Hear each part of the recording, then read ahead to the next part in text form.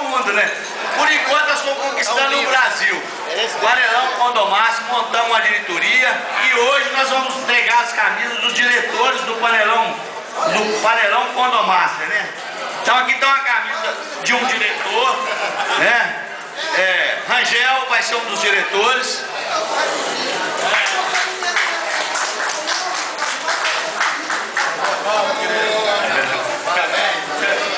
Faz parte da diretoria, porque a gente já se conhece há mais tempo. Olha outra diretoria. Tá gravado, tá gravado. Outra aí. Diretor, Luiz Paulo. Mais um diretor do grupo. Tem outro diretor aí? Mais um diretor aqui, que é o Cleiton.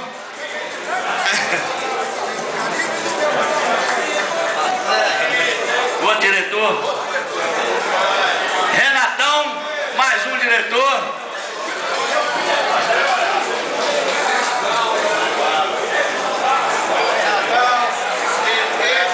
Aqui, mais um diretor. Negão. Outro diretor.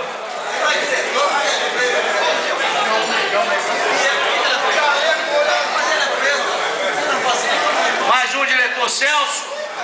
Doutor Celso. Cadê o outro diretor? Cadê o Celso? Celso sumiu? Cadê Celso? Aqui, ó.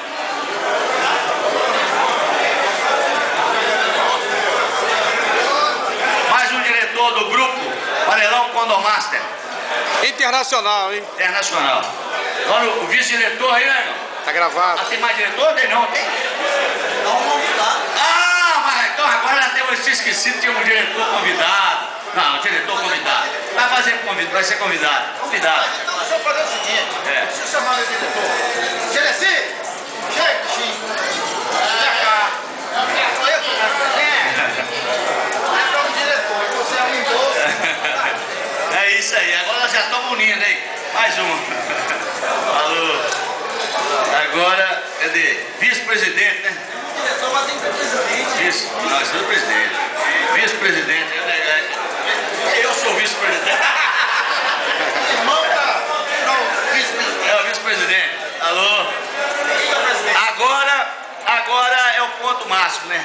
Eu acho que o responsável por tudo isso, por esse grupo imenso, é uma pessoa maravilhosa, de carisma, a gente tirar o chapéu para ele. E o grupo está crescendo, o grupo é isso. Realmente, meu amigo Gonzaga vai ser o eterno presidente.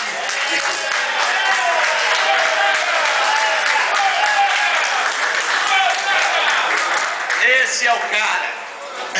Gonzaga, discurso. Ele já é o meu ídolo. Depois dessa eu não tenho o que dizer.